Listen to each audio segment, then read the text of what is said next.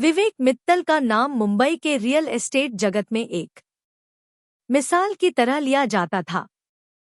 अपनी मेहनत और ईमानदारी से उन्होंने महज 15 सालों में एक छोटी कंपनी को मल्टीमिलियन फर्म बना दिया था। उनकी पत्नी अंजलि एक शांत लेकिन बुद्धिमान महिला थी और उनका बेटा आरव 10वीं में पढ़ता था। मीडिया उन्हें परिवार और व्यापार दोनों में आदर्श बताता था।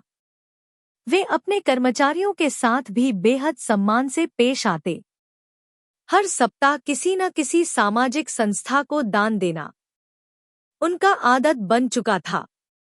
एक बड़ी कॉरपोरेट पार्टी में, जहां देश भर के व्यापारी और निवेशक शामिल थे, विवेक की मुलाकात हुई एक बेहद आकर्षक युवती से, श्वेता रॉय। वह खुद को एक इवेंट कंपनी की सीईओ बताती है जो रियल एस्टेट के ब्रांडिंग प्रोजेक्ट संभालती है। श्वेता आत्मविश्वासी, स्मार्ट और चंचल स्वभाव की थी। उसकी बातों में कुछ ऐसा जादू था कि विवेक जैसे ज़मीन से जुड़े व्यक्ति भी धीरे धीरे आकर्षित होने लगे।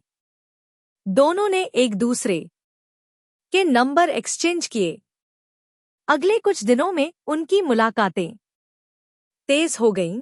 लंच, डिनर और कभी-कभी श्वेता का दफ्तर भी। एक दिन श्वेता ने विवेक को एक नए प्रोजेक्ट पर बात करने के बहाने अपने पर्सनल अपार्टमेंट बुलाया। वहां ड्रिंक्स रखे गए थे और आरामदायक माहौल था। विवेक कुछ असहज थे, लेकिन श्वेता की बातों में बहकर उन्होंने एक दो ड्रिंक्स ले लिए। कुछ समय बाद विवेक को चक्कर आने लगा और वह सोफे पर गिर पड़े। जब उनकी आंख खुली तब वे अकेले थे। सिर भारी था और चारों तरफ सन्नाटा। जल्द ही उनके मोबाइल पर एक अनजान नंबर से मैसेज आया, अगर 5 करोड़ नहीं दिए तो ये तस्वीरें मीडिया को भेज दी जाएंगी। सोच लो क्या खो सकते हो।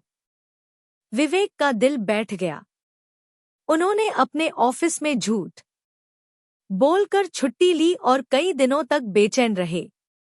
उन्होंने किसी को कुछ नहीं बताया, यहां तक कि अंजलि को भी नहीं। लेकिन अंजलि ने उनके बदले हुए व्यवहार को तुरंत नोटिस किया। वह चुपचाप अपने पुराने मित्र और पुलिस अधिकारी अरुण देशमुख से मिली और पूरे घटनाक्रम की बात की।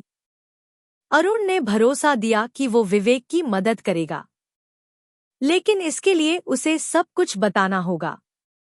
कुछ पूछताछ और तकनीकी जांच के बाद अरुण को शक हुआ कि ये एक संगठित गिरोह का हिस्सा हो सकता है। उन्होंने श्वेता की पृष्ठभूमि खंगाली और वही हुआ जिसका डर था। श्वेता असल में एक हनी ट्रैप गैंग का हिस्सा थी, जिसका मास्टरमाइंड था रोहित वर्मा, विवेक का पुराना बिजनेस राइवल। रोहित ने पहले भी 3 अन्य कारोबारी को इसी जाल में फंसाकर उनसे बड़ी रकम वसूली थी। इस बार उसका निशाना विवेक था।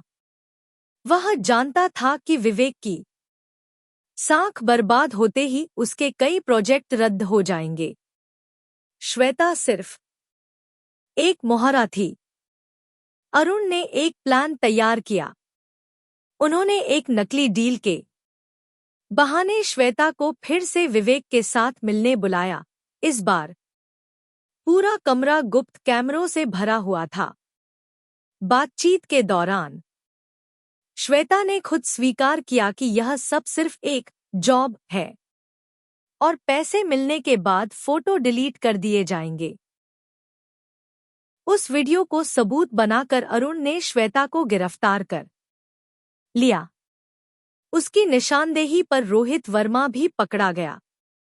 जब पुलिस ने उनके लैपटॉप और मोबाइल डेटा खंगाले तो कई और व्यवसायियों के नाम सामने आए जो इसी तरह फंसे थे, लेकिन डर के मारे सामने नहीं आए थे।